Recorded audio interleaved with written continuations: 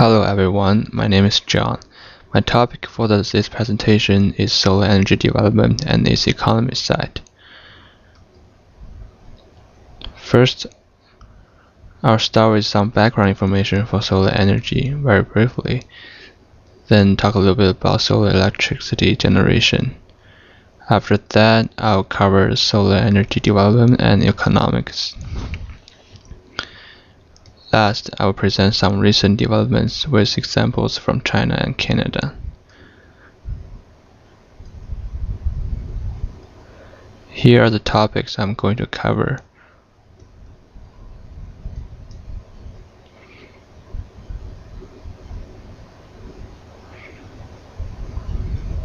So what is solar energy? Solar energy is the radiant light and heat from the sun that has been harnessed by humans ever since ancient times. Solar radiation is so far the primary resource for most of the available renewable energy on Earth. Other energies such as wind and wave power, hydroelectricity, and biomass are secondary solar resources.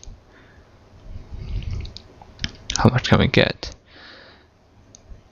The Earth receives 174 petawatts of solar radiation at the upper atmosphere. This graph shows how the solar radiation absorbed or reflected by the Earth by different means.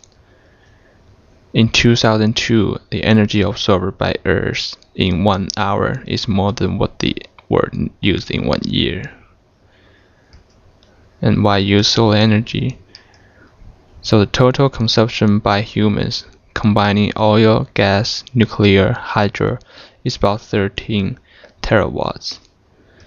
And there's 100 terawatts total photosynthetic activity.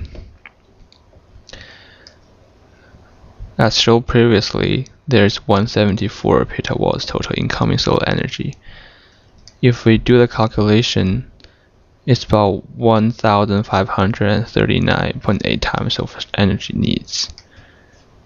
And solar energy is pollution free. It can help lower high electricity costs during daytime, which is a peak demand for most regions. It can also help reduce grid loading. Grid-connected solar electricity can be used locally, thus minimizing transmission or distribution losses, which is approximately 7.2%. Now let me show some basic solar technology applications. Solar technology are characterized broadly into two types, as either passive solar or active solar, depending on the way they capture, convert, and distribute energy from the sun radiation. Passive solar technology are mostly used for building designs, such as the use of natural lighting. This greenhouse is using natural lighting to optimize the capture of solar energy in order to optimize the productivity of plants. This is a typical solar water heater system. It uses solar energy to heat up water and store it in the water tank. Okay, now let's talk about solar electricity generations. Conversion is the key concept of using solar energy, and converting into electricity is the most efficient way of harness solar energy. The most common way is using photovoltaics. Photovoltaic is packaged solar cells for the purpose of generating electricity. Now let's see a demo which I found online from a solar product supply company to use solar cells to convert sunlight into electricity.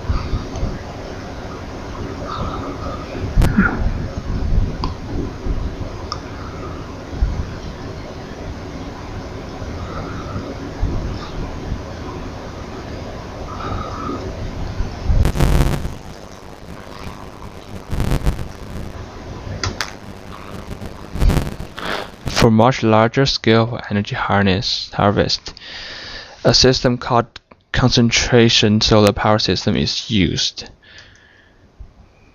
Concentration solar power system use optic devices such as lenses and mirrors along with precise tracking system to focus a large area of sunlight into a small but powerful light beam. CSP are divided into concentrating solar thermal and concentrating photovoltaics. Here are some examples. This is a field of heliostat concentrates sunlight into a central tower, and this is the CPV in a large scale. Now let's talk about solar energy development and economics.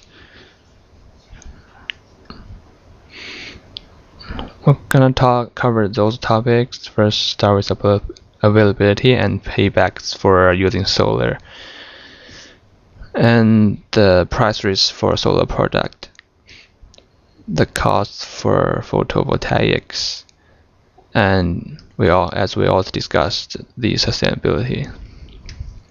So the availability and paybacks. Renewable energy technology can help us become less dependent on fuel cells, but what people think is important is not just the financial payback, but also their energy payback periods, the time it takes for a system to recover the energy used to produce it. This diagram shows the average daily solar radiation in kilowatt hours per square meter per day for different locations on Earth. And the number one marked here is the city of Phoenix. This difference in energy availability reflects in energy payback time for different places as well. For the most common type of module, which uses multicrystalline silicon, the payback times are shown in this diagram. As you can see, for Phoenix, it only takes about 1 year and a half